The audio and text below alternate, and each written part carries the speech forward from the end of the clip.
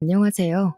정말 살다 살다 결혼 준비를 하다 이렇게 막장 드라마를 찍을 줄은 꿈에도 생각을 못했습니다. 너무 어이가 없고 황당해서 사연이라도 올려 털어놓지 않으면 속이 답답해 죽을 것 같아서 이렇게 익명으로 사연을 올려봅니다. 저는 공연 연출을 하는 40대 초반 여자고 오랜 시간 미국에서 생활을 하다 한국으로 온 지는 몇 년 안 됐습니다. 간단하게 저희 집안을 소개하자면 외가 쪽이 집안 대대로 문화재단을 가지고 있습니다. 아버지는 대리일 사위로 장가와서 어머니를 도와 사업을 보좌하고 계시고요. 어머니는 재단 이사장 자리를 물려받아 생활 중이십니다. 문화재단이다 보니 봉사도 많이 하고 기부도 많이 해서 대외적으로는 상당히 모범적인 곳이지만 실상은 돈 세탁도 많이 하고 하죠. 아무튼 공연 관련해서 하는 재단이라 극장도 여러 개 가지고 있기도 하고 상당히 큰 대극장도 소유하고 있습니다. 그래서 제가 공연 연출을 하기 딱 좋은 조건이라 할 수 있습니다. 극장을 빌리는데 아무런 문제가 없기 때문이죠. 사실 공연이라는 게 대규모의 작품 아니고서야 큰 돈이 되지가 않습니다. 극장을 빌리는 돈이 일단 무시 못하고 투자를 얼만큼 받느냐에 따라 공연 퀄리티가 많이 달라지죠. 배우들 페이나 스태프들 페이까지 일일이 생각하면 문화재단을 소유한 집안딸이 공연 연출을 한다는 게 참 득이 많습니다. 그러다 보니 외국에서 오랜 시간 공부하면서 잔머리가 많이 늘었고 최대한 가진 걸 이용해서 살아왔습니다. 제가 몇 년 전 한국에 들어와서 제일 먼저 준비했던 건 바로 외국에서 판권을 꽉 틀어지고 있는 뮤지컬 공연을 국내에 소개하는 일이었습니다. 어떻게든 국내 팬들의 귀와 눈을 만족시키고자 그 공연을 꼭 들여오고 싶었거든요. 하지만 라이센스 문제가 이리저리 얽혀서 저 혼자서 감당하여 작품을 들여올 수가 없었습니다. 그래서 판권 문제로 아는 사람에게 변호사를 소개받아 자문을 구하게 됐는데 이 변호사가 지금부터 제가 이야기할 저의 예비 남편입니다. 하필이면 공연 판권에 대해 아는 게 별로 없었던 사람이라 같이 머리 싸매며 판권 문제를 해결해야만 했죠. 변호사라고 모든 분야를 다 잘하는 게 아니더라고요. 변호사를 확 갈아치울까 여러 번 고민하다 소개시켜준 사람의 얼굴을 떠올리면 또 함부로 할 수가 없던 터라 어쩔 수 없이 5개월을 매일같이 만나 고민해야 했습니다. 판권을 어떻게 들여와야 더 많은 공연을 올리고 더 투자를 받을 수 있을까에 대해 상의를 하다 보니 의리도 생기고요. 매일같이 만나서 대화만 서너 시간 나누다 보니 자연스럽게 서로에 대한 이야기도 나누게 되었고 자연스럽게 데이트도 하게 되고 손도 잡고 그렇게 사귀게 된 거죠. 변호사니까 직업도 괜찮겠다. 우리 부모님께 소개시키기에도 모양 빠지는 사람은 아니다 싶었던 거죠. 사실 집에서도 제 나이가 30대 후반이 되니 결혼에 대한 압박이 없진 않았거든요. 하나뿐인 외동딸에게 재단을 물려주고 싶은데 옆에서 일을 도와줄 만한 남편이라도 있어야 마음이 안심된다 이런 거겠죠. 이러나 저러나 제 직업은 연출가이니까요. 하지만 철의 여인인 우리 어머니께서는 제가 어떻게 엇나갈지 모르니까 선자리를 막 들이밀거나 하진 않으셨어요. 대신 깐깐한 눈으로 제가 어떤 남자를 만나는지는 지켜보셨죠. 숱하게 남자를 만나긴 했지만 그 어느 누구도 어머니의 마음에 들지 않아 결혼 이야기까지 나오진 않았습니다. 공연 연출가가 어디서 남자를 만나겠어요? 멀끔하게 생긴 배우라든지 스텝이라든지 그 물에서 노는 사람들만 만나니까 어머니 마음에 차지 않았던 거죠. 아무튼 변호사 남자친구가 생기고 나서 처음으로 가족들에게 당당하게 소개할 수 있는 직업을 가진 남자를 만나게 된 거나 다름없었습니다. 그런데 약간 걸리는 문제가 있다면 이 예비 신랑이 완벽한 개천용, 개천에서 용이 난 스타일이라는 겁니다. 그것도 시댁을 먹여 살리고 있다는 남자였다는 게 큰 문제였죠. 사치에 빠져서 네일아트 샵을 운영하는 것도 아니고 일개 직원으로 월급 겨우 받아가며 일하는 신우는 매일같이 명품에 빠져서 허세만 부리고 있었고, 시모도 남편한테 돈 많은 여자한테 무조건 장가를 가서 팔자 피고 살아야 한다고 주입을 시키고, 시부는 술독에 빠져서 이러나 저러나 맨날 빨간 코에 잠이나 퍼질러 자는 딱 그 정도의 집안인 게 문제였죠. 우리 재단이 정말 유명한 재단이긴 하거든요. 방송에도 여러 번 소개되고 우리 어머니의 사진은 인터넷 검색만 해도 좌르르르 수천 장이 쏟아지고요. 거기다가 일부 커뮤니티에서는 철의 여인, 냉정한 사업가, 냉미녀 이러면서 우리 어머니를 소개하는 글들이 올라오기도 합니다. 그러니 당연히 딸인 저에 대한 글들도 짤막하게 올라오곤 했어요. 문화재단 기업 수장의 딸이 공연 연출가라는 게 흥미 돋는 일일 수 있죠 뭐. 아무튼 돈이 잘 굴러가는 재단 덕분에 저도 꽤 사치 아닌 사치를 부리면서 살아왔습니다. 오랜 시간 미국에서 공부를 한 것도 그렇고 하고 다니는 행색도 좀 부유한 편에 속하긴 했죠. 명품 로고가 새겨진 옷을 입는다거나 가방을 든다거나 제 차도 유명한 외제 브랜드 스포츠카거든요. 아무튼 예비 신랑이 그걸 다 확인하고 저한테 지고지순하게 굴었는지 확인할 방법은 없지만 심증은 가는 상태인 거죠.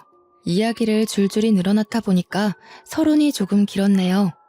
저와 예비 신랑은 연애를 하기 시작한 지 6개월이 조금 넘었을 때 결혼 이야기가 나왔어요.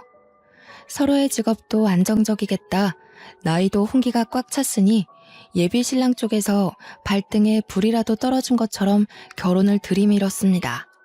뭐 이대로 결혼해도 나쁘진 않겠다는 생각이 들어서 저도 어느 정도 결혼에 대해 긍정적이었고요. 그래서 시댁에 인사를 드릴 겸 식사 자리에 초대를 받아 가게 되었습니다. 예비 시댁에 가니까 밥상을 정말 진수성찬으로 차려두셨더라고요. 외국 생활을 오래 해서 뭘 좋아하는지 모르겠다며 이것저것 다 차렸다고 하셨는데 정말 한정식집 저리 가라 수준이었습니다. 그러면서 여자가 바깥일을 하려면 속이 든든해야 한다고 어서 먹어보라고 저를 한껏 배려해 주셨습니다. 저한테 사근사근하게 말을 걸어주시며 불편하지 않도록 배려해 주시는데 거기서 저는 가식이 아닌 진심을 느꼈습니다. 물론 제 눈에 콩깍지가 씌여 있어서 그땐 몰랐지만 지금 생각해보면 전부 저에게 알랑방귀를 낀 것이죠. 식사를 다 마치고 나서 어색하지 않은 분위기에서 차를 마시고 있는데 예비 신랑의 철없는 동생, 그러니까 예비 시누이가 저에게 은근히 말을 걸더라고요. 제 가방이랑 옷을 쓱 훑어보더니 이 옷이 D사 신상옷 아니냐, 가방은 C사 한정판이네 이러면서 언니 가방 많아요? 하고 물어보더라고요. 어차피 숨길 것도 아니고 제가 훔친 것도 아니니까 많이 있다고 이야기를 하니까 눈동자를 반짝이면서 자기도 한번 빌려줄 수 있네요. 그래서 제가 대답하지 않고 빤히 예비 시누이를 쳐다봤어요.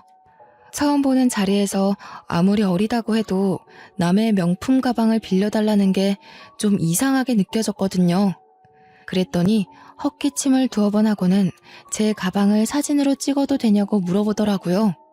왜 남의 가방을 사진으로 찍어 남겨둔다는 건지 이해할 수 없어서 또 빤히 보니까 그게 긍정의 의미로 보였는지 가방을 휙 가져가서 요리조리 사진으로 남기더라고요. 아무래도 국내에 몇 개 들어오지 않은 한정판 가방이기도 하고 유명 연예인이 들고 나왔던 가방이기도 해서 신기한가 보다 하고 말았죠. 그렇게 예비 시댁과의 식사를 다 마치고 나서 며칠이 지났을 때 친구에게 연락이 왔더라고요. 무슨 SNS를 스크린샷 찍은 사진을 보여주면서 요즘 네가 들고 다니는 한정판 가방 짭으로 많이 풀렸나 보다 하면서요. 사진을 유심히 보니까 귀퉁이에 살짝 스크래치 난 게 아무래도 제 가방인 것 같더라고요. 그래서 친구가 보내준 SNS에 들어가서 보니 예비 시누이의 계정이 맞았어요. 자기 얼굴 사진을 떡하니 올려뒀더라고요. 가방 사진이 제일 위에 떠있길래 들어가 보니까 글도 장황하게 써두었더라고요.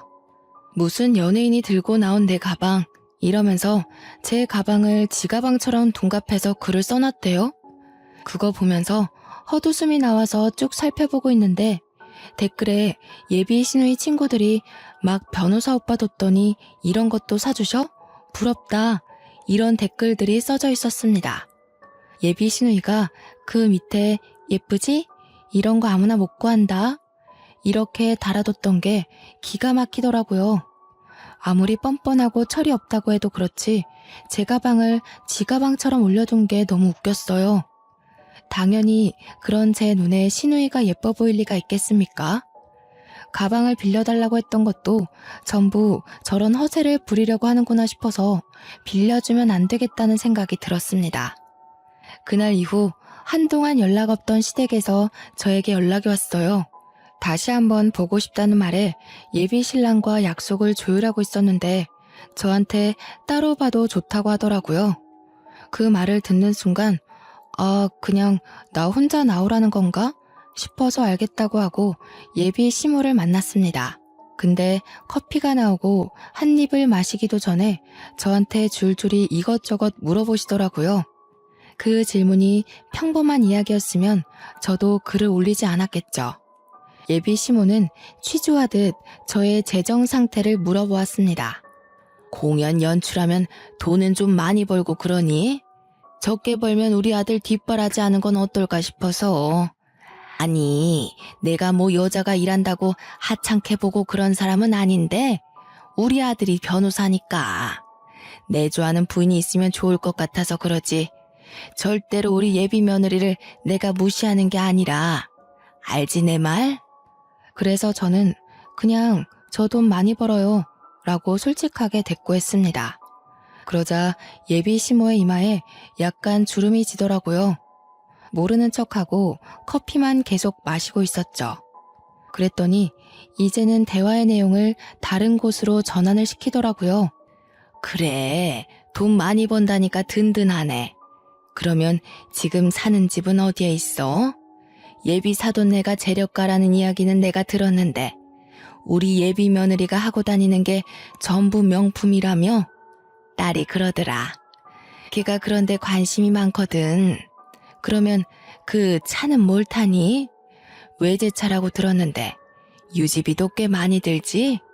저는 이런 돈돈거리는 대화를 왜 하고 있어야 하는지 전혀 이해가 안 갔습니다. 제가 미국에서 오래 살았기 때문에 이런 대화 자체가 정말 무례하다고 생각하는 사람이었거든요. 한국의 정서가 뭔지 모르겠지만 원래 결혼할 때 예비 시댁에서 이런 거 하나하나를 다 물어보고 따지는 건지 이해도 안 갔고요. 은근히 기분이 나빠서 그냥 조용히 커피만 마시고 있었는데 예비 시모가 카운터를 날리더라고요. 그 보험은 많이 들어놨니? 스포츠카가 사고 많이 나고 한다던데. 아니, 그렇게 또 이상한 눈으로 보지 말고 그냥 걱정돼서 하는 소리지. 혹시라도 좀 알지? 나는 딸 같은 며느리 생겨서 정말 좋거든. 제가 계속 무표정하게 있었더니 보험 이야기를 물어본 게 조금 실수였나 싶으셨나 봐요. 계속 저한테 딸 같은 며느리가 얻고 싶었다면서 물어보지도 않은 말들을 줄줄이 늘어놓으시더라고요. 커피를 다 마시고 밥을 먹자고 하시더니 미리 준비해 두신 건지 밥상을 내오시더라고요. 솔직히 체할 것 같아서 밥을 목구멍으로 넘기고 싶진 않긴 했지만 또 밖에서 먹는 것도 아니고 시댁에서 먹는 건데 거절할 수가 있나요? 아무리 개인주의가 강한 외국에서 자랐다고 해도 이 정도 예의는 기본이었죠. 그래서 또 차려주신 밥을 맛있게 잘 먹긴 했습니다. 약간 더부룩해서 앉아있지 말고 좀 일어날까 싶어서 벌떡 일어나니까 저한테 웃으면서 우리 며느리가 눈치가 빠르네 하시는 거예요. 속이 더부룩한 게 왜 눈치가 빠른 거지? 하고 빤히 또 시모를 보고 있으니까 저한테 앞치마 저기 있다면서 설거지를 하라는 거예요. 그니까 제가 밥 다 먹고 일어난 게 설거지 하려고 눈치 보고 일어난 건 줄 아셨던 거죠. 외국에서 오래 살았잖아요. 이런 건 정말 외국 마인드를 본받아야 한다고 생각하거든요. 며느리가 매번 시댁에 와서 설거지를 해야 할 이유가 있나요? 저는 결혼하고 나면 무조건 집안일은 반반씩 해야 된다고 생각했어요. 우리 아버지도 평생을 그러셨고요. 물론 집에서 일하는 아주머니가 있으니까 그렇게 집안일이 많진 않았지만요. 그래서 당연히 제가 설거지를 해야 된다는 시모를 보고 아무것도 모르는 척하면서 다시 앉았습니다. 제가 소파에 앉으니까 시모가 저를 보고 왜 앉냐는 얼굴로 있더라고요. 그래서 저는 웃으면서 이야기를 했죠. 딸 같은 며느리 얻고 싶다고 하시길래요. 딸도 가만히 있는데 저도 TV 볼래요. 했습니다. 신우가 옆에서 TV 보고 있었거든요. 신우는 갑자기 소환된 자기 이야기에 저를 휙 쳐다보고 시모는 아무 말 못하고 부들부들 하시고 뻔히 기분 나쁜 게 눈에 보이는데 차마 예비 며느리 도망갈까 싫은 소리도 못하고 저한테 그러시더라고요. 아니, 어떻게 딸이랑 며느리랑 같냐고요. 그래서 저는 한껏 웃으면서 제가 딸 같은 며느리 해드릴게요. 걱정 마세요 했어요. 시모가 한 방 먹었다는 얼굴로 어깨를 들썩이며 호흡을 하는 게 느껴졌지만 제가 손님으로 여기 온 거지 가정부로 온 게 아니잖아요. 거기다가 예비 신랑이 뭐라고 우리 집을 소개했을진 모르지만 분명 돈 많은 집안이라고 이야기했을 거 아니에요. 그러니까 시모가 저한테 아무 소리도 못하는 거죠. 혹시라도 결혼이 파토날까봐 아니면 아들이 대리 사위로 책 잡혀서 아무것도 못하는 바보 될까봐요. 진짜 처음에는 조상님께 감사한 마음이 들었어요. 대대손손 부를 물려주셔서 이런 자리에서 당당할 수 있게 해주신걸요. 아무튼 밥 다 먹고 설거지도 안 하겠다. 도망이나 슬슬 가려고 준비하는데 신우이가 저한테 슬쩍 물어보더라고요.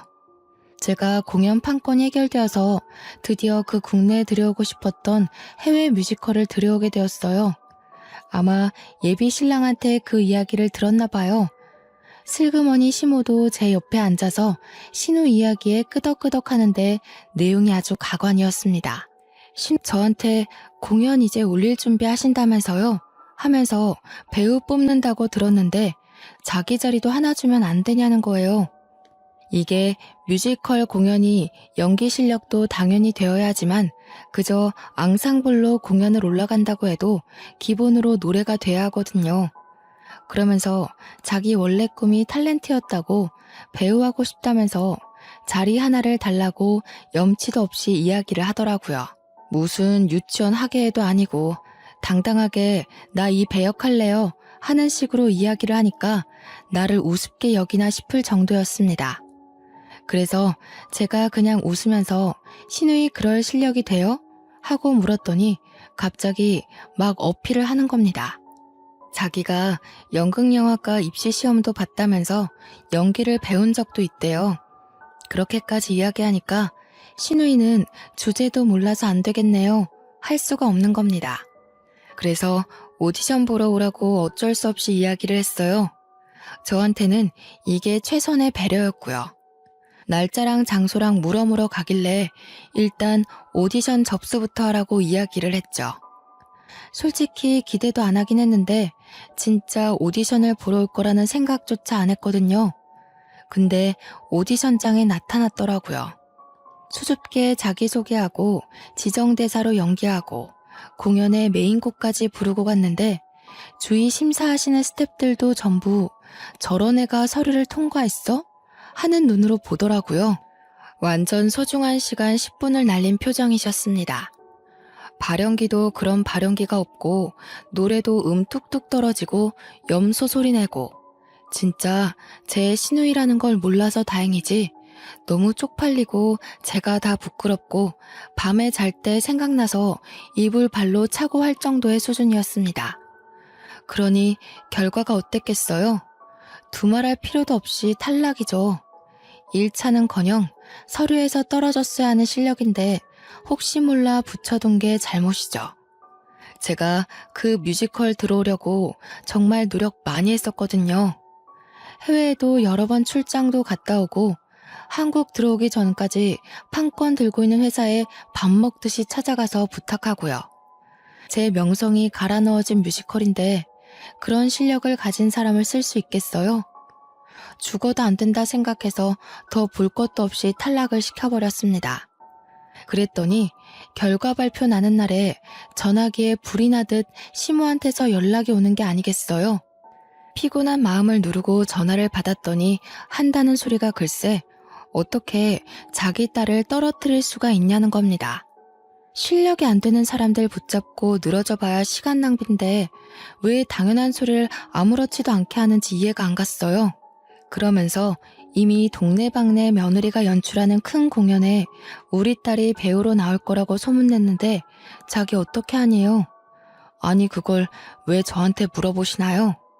그러면서 탈락이라고 하니까 신우가 울고 불고 난리가 났다면서 우리 쪽팔려서 어떻게 하냐고 제가 한숨 푹 내쉬면서 떨어진 이유를 말해줬어요. 연기도 너무 못하고 노래도 솔직히 못 들어줄 상태였다. 다른 심사위원들도 전부 만장일치로 못 뽑는다고 했다고 하니까 심호가 정이 없대요. 한국 사회에서 그 정도 정도 없이 어떻게 사냐면서 연출이라면 뒷배로 꽂아줄 수 있는 거 아니냐고 생떼를 쓰기 시작하는데 미치겠더라고요. 그래서 그냥 될 대로 되라는 식으로 심호한테 신우가 나무 일 역할이라도 하겠대요? 하고 물어봤어요. 그러니까 어떻게 대사 한 줄 없는 배역을 줄 생각을 하냐면서 해도 해도 너무한다고 하는 겁니다. 지금 해도 해도 너무한 게 누군데 저한테 그런 소리를 하는지. 가뜩이나 공연 올리는 것 때문에 정신도 없는데 저한테 이런 식으로 구니까 더 할 말이 없어서 끊어버렸어요. 그리고 예비 신랑에게 전화해서 차근차근 이야기를 했죠. 네 동생이 도무지 쓸만한 부분이 전혀 없어서 탈락을 시켰더니 나한테 이러더라 하면서요. 예비 신랑이 미안하대요. 자기가 얼른 가서 잘 이야기해보겠다고 하더라고요. 저는 부탁을 했죠. 이런 일로 전화 오지 않게 해달라고 가뜩이나 바빠 죽겠다고요. 제가 실력으로 오디션에서 결과를 통보했을 뿐인데 인정머리 없다는 소리를 들어야 할 이유가 있나요? 참나. 다시 생각해도 너무 열이 받고 화가 나네요. 예비 신랑이 뭐라고 말했는지는 몰라도 한동안 조용했어요. 결혼 준비도 슬슬 해야 하는데 뭐부터 해야 할지 모르겠어서 예비 신랑이랑 이것저것 상의를 하고 있었죠. 예비 신랑이 시모가 아는 게 많으니까 시모한테 물어보고 해도 되지 않겠냐고 해서 저는 그런 만날 약속을 잡아달라고 했어요. 아무래도 양가 간에 서로 합의가 되어야 하는 부분이 있긴 하니까 어른이랑 이야기하는 게 빠르겠다 생각한 거죠. 저희 집이야 뭐 제가 이렇게 하기로 했어요 하면 다 맞춰주실 분들이니까요. 아무 생각 없이 만날 약속을 잡고 당일에 밖에서 시모를 만났어요. 또 집에서 만나면 설거지 시키려고 할까봐 미리 차단한 거죠. 나름대로.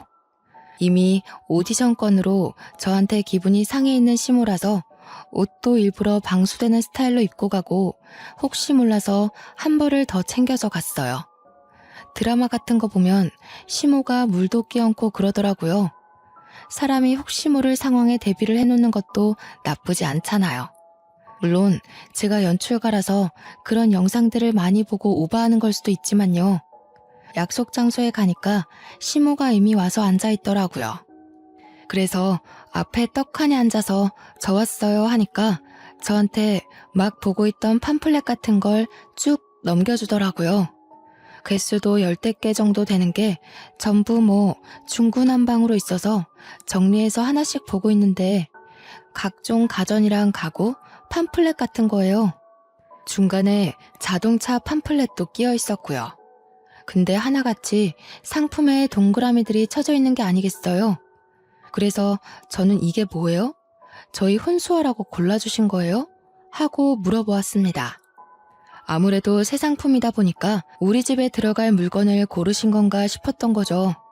그랬더니 시모가 픽 웃으면서 아직 뭘 모르네 하시면서 이야기를 하시는데 우리 집에 들어갈 건 우리가 알아서 고르고 지금 골라주신 건 시댁에 들어올 물건이라는 겁니다. 저는 그 말이 전혀 이해가 안 가서 시댁에 들어갈 물건을 왜 저한테 보여주시냐고 했죠. 그러니까 제가 시댁에 가구를 보내야 한다는 거예요.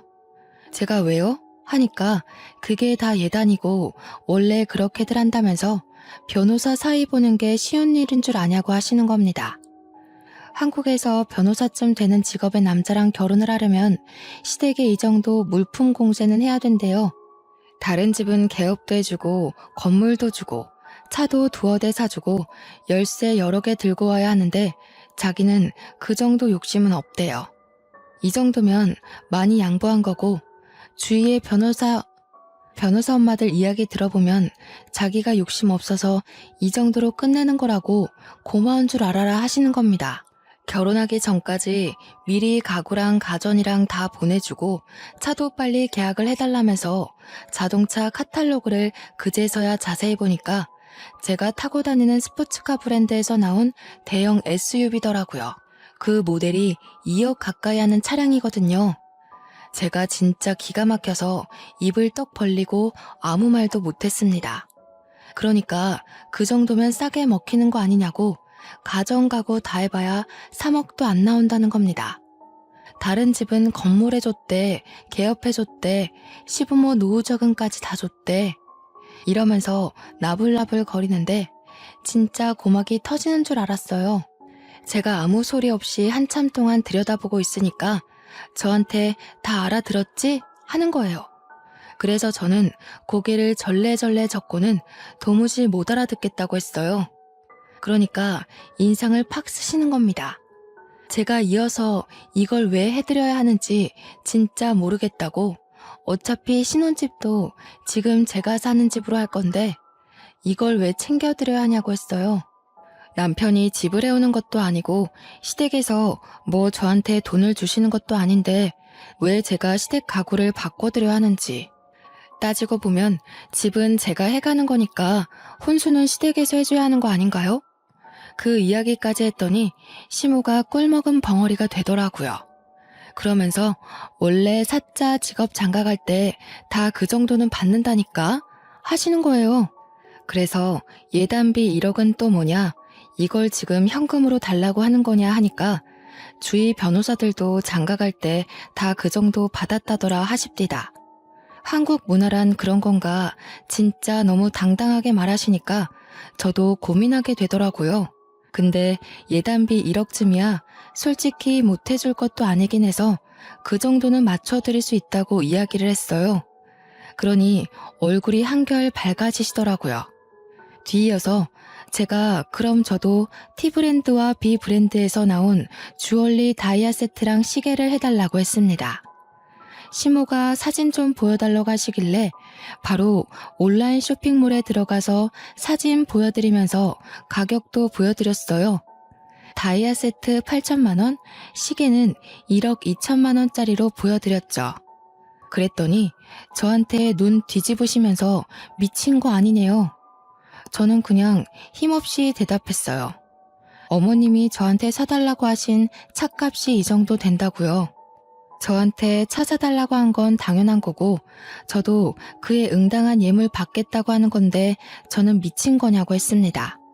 그러니까 저한테 또 콧김 막 뿜으시면서 변호사 사위 얻어가는데 그 집에서 이 정도는 당연히 해줘야 하는 거 아니냐고 하는 겁니다. 자기가 이 정도만 받겠다고 했으면 너무 검소하시다, 고맙다 해야 되는데 저한테 어찌 똑같은 금액을 받아내려고 하냐고. 욕심이 과하면 안 된대요. 정작 욕심 부리는 게 누군데 지금 저한테 이래라 저래라 훈수를 두는 건지. 제가 어이가 없어서 아무 소리 안 하고 빤히 시모를 쳐다봤어요. 시모도 제가 아무 소리 없자 갑자기 입을 꾹 다물더라고요.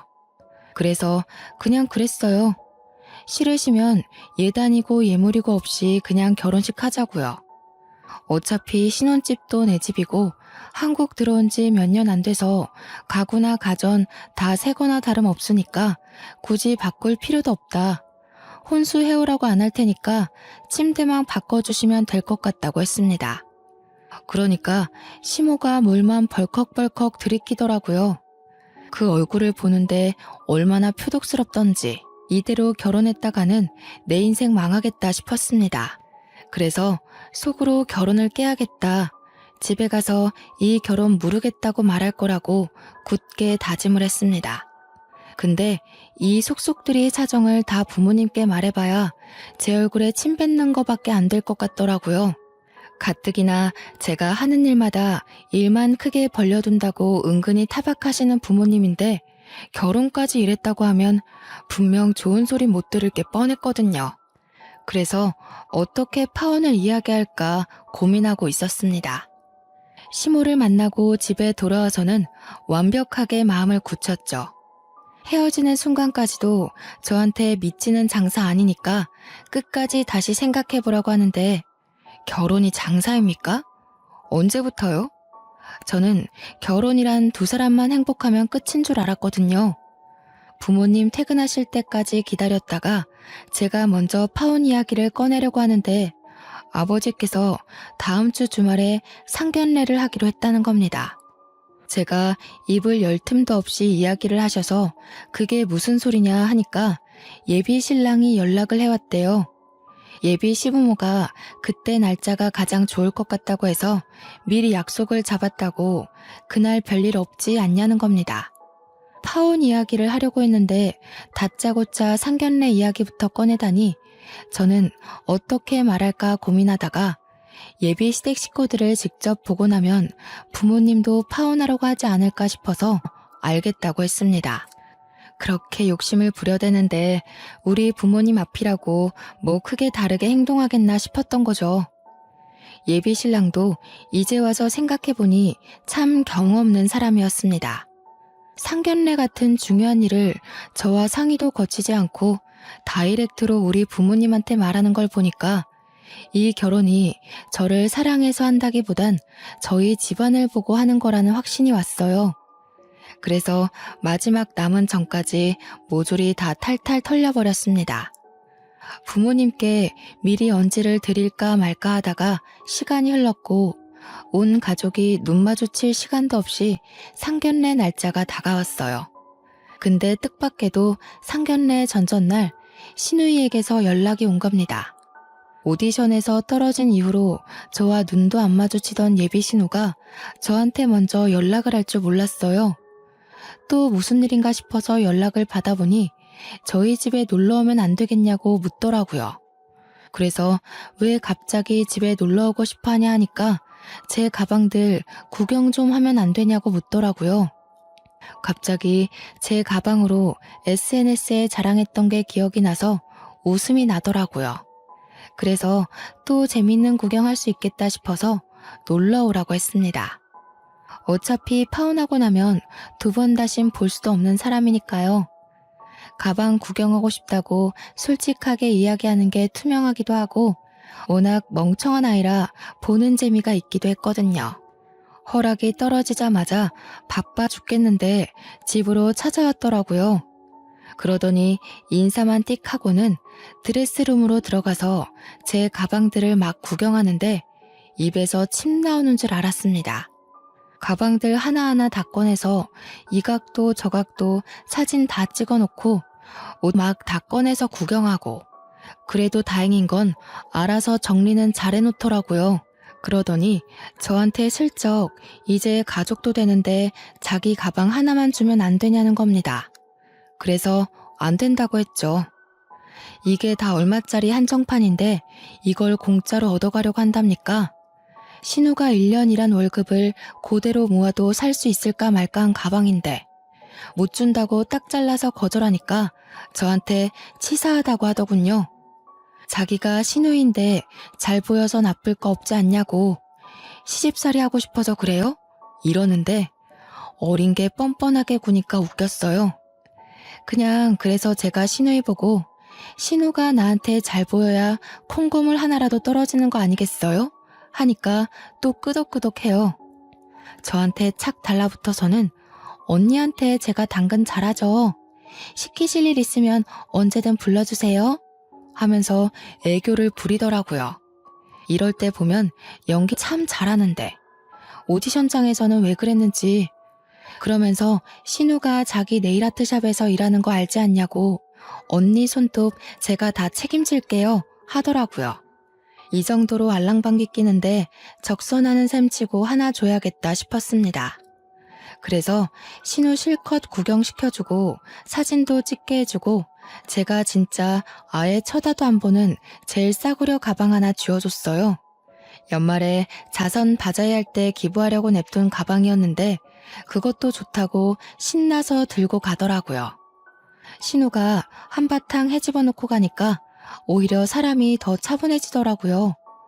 상견례 자리의 분위기가 어떨지 모르겠지만 저는 파혼을 이야기하기로 마음먹었습니다. 대망의 상견례 당일이 되었고 그날 저는 정말 인생에서 잊지 못할 일을 겪었습니다. 저희 집은 저와 부모님, 예비 신랑네는 시부모와 시누이 신랑까지 이렇게 7명이서 나란히 마주보고 앉아 긴장되는 상견례 자리가 시작되었습니다. 처음에는 서로 덕담도 하고 애들이 좋다는데 너무 다행이다 하는 시부모의 가식적인 이야기도 듣고 있었습니다. 물론 저는 언제 파혼을 이야기하고 도망쳐야 하나 시간만 보고 있었죠. 예비 신랑을 다시 보니까 멀끔했던 그 얼굴이 두꺼비처럼 보이면서 욕심이 그득그득 묻어나는 것 같아서 역겨웠어요. 감히 결혼을 가지고 장사 속을 들여다보이다니 너무 실망스러웠죠. 가볍게 반주로 술이 한두 잔씩 들어가고 나니까 시부모가 엄청나게 수다스러워졌어요. 시모는 우리 부모님 얼굴을 빤히 보면서 저를 보고는 우리 며느리가 누구 닮았나 했더니 사부인 닮았네 이러더라고요. 저는 당연히 칭찬이라고 생각했는데 뒤이어서 아주 냉기가 뚝뚝 흐르는데 뚝 닮았네요 하면서 호호호 하는 겁니다. 이게 매기는 거지 뭐겠어요. 어머니를 슬쩍 바라보니 아무 표정 변화도 없이 식사를 하고 계시더라고요. 괜히 제 엉덩이만 좌불안석이었죠. 저희 부모님이 별 반응이 없자 시부모는 그래도 되나 싶게 말로 자꾸 사람을 비꼬기 시작했습니다. 외국에 오래 살았기 때문에 젓가락질을 잘 못했거든요. 시댁에서 밥 먹을 때 그런 걸로 한 번도 뭐라 한 적 없으면서 저한테 이제 와서 트집을 잡기 시작했어요. 일부러 그러는 게 딱 느껴졌고 한마디로 기싸움 같은 느낌? 본인들 받고 싶은 예단들이 있어서 일부러 저러나 싶었습니다. 저한테 그렇게 젓가락질해서 어떻게 밥 먹겠냐고 저는 꾹 참았습니다. 어느 정도 본인들 배가 부르니 그때부터 본격적으로 돈 이야기를 꺼내더라고요. 시부모의 말은 아주 가관이었고 옆에서 아무 소리 없이 앉아있는 예비 신랑의 얼굴도 진짜 짜증났습니다. 우리 아들이 변호사잖아요.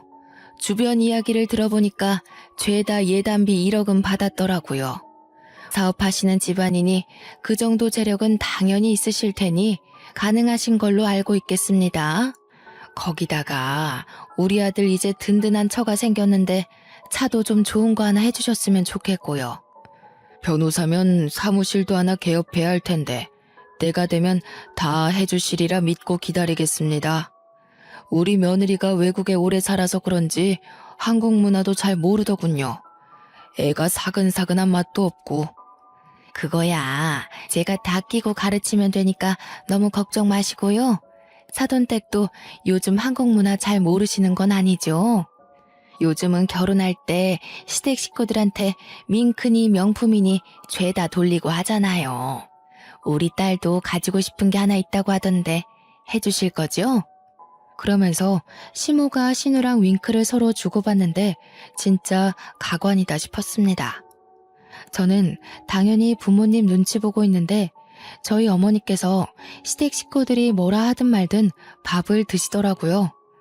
아버지는 이미 숟가락 내려놓고 저한테 눈으로 욕하고 계신 중이셨고요. 차라리 잘 됐구나 싶었습니다. 어차피 파혼 생각하고 있었으니까요.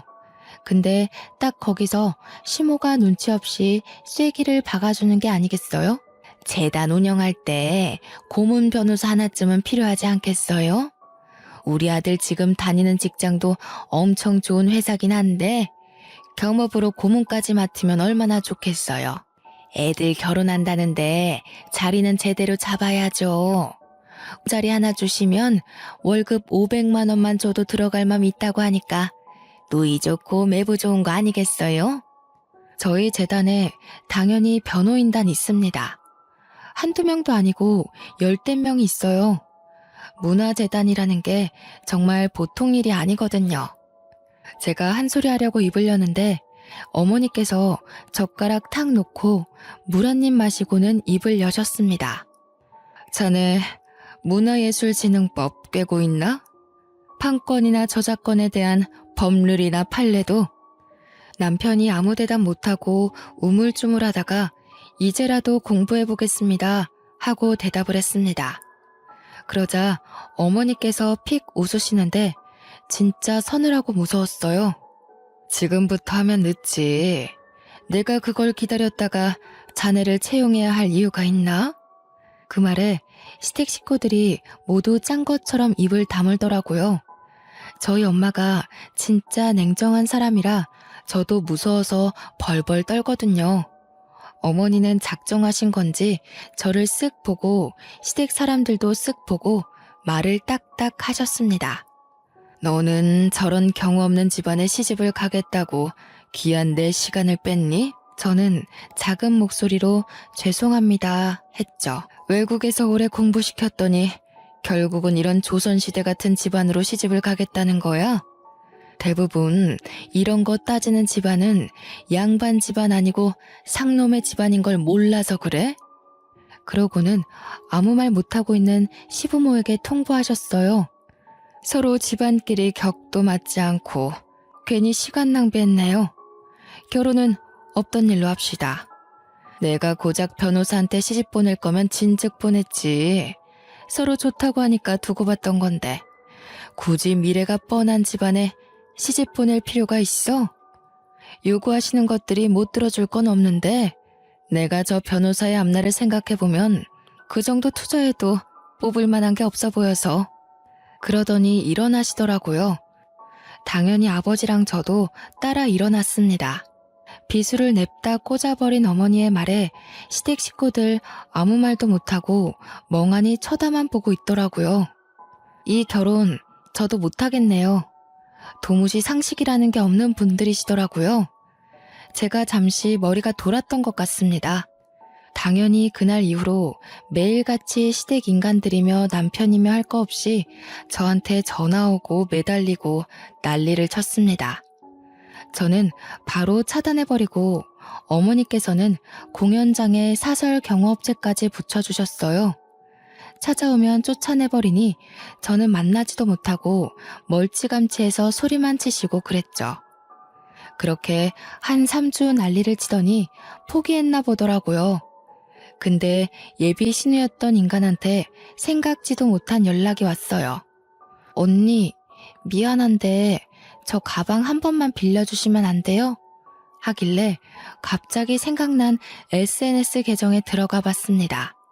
그랬더니 글쎄 저희 집에 와서 찍어간 제 가방들을 죄다 지가 모은 것 마냥 올려두었더라고요. 근데 실물은 본 적이 없으니까 친구들이 전부 언제 보여줄 거냐, 거짓말 아니냐, 짭이라서 못 보여주는 거야? 하는 댓글들을 달아놨더라고요. 자기 거 아닌 거 들키긴 싫으니 저한테 울며 겨자 먹기로 연락한 거겠죠. 그래서 저는 SNS를 활발하게 하는 제 친구들에게 도움을 받았어요. 댓글에 내 거 가지고 자기 거인 척하네 하면서 친구들이랑 같이 네일아트샵에서 일하는 직원이 3천만 원짜리 가방을 턱턱 산다고? 짭이네, 구라네 하면서 댓글 테러를 했습니다. 신우가 저한테 전화하고 문자하고 난리를 치더라고요. 어떻게 그렇게 댓글을 달아둘 수 있어요? 하는데 제가 딱 그랬죠. 이제 다시 나한테 연락하지 말라고. 미친 거 아니냐고. 남인데 가방을 왜 빌려주냐고요. 그리고는 차단해버렸습니다. 저는 그 이후로 준비하던 공연 당연히 성공적으로 잘 마쳤고요. 연말에 뮤지컬 시상식에서 연출상도 받았습니다. 문화진흥원에서 주는 상도 받았고요. 커리어를 잘 쌓으면서 지내고 있습니다. 조만간 제 이름으로 뮤지컬 컴퍼니도 하나 차릴 것 같아요. 승승장구 중인 내 인생, 앞으로도 빛이 나길 바라며 속에 숨겨둔 이야기는 여기에 다 털고 갑니다. 제 이야기 들어주셔서 감사합니다. 감사합니다. 감사합니다.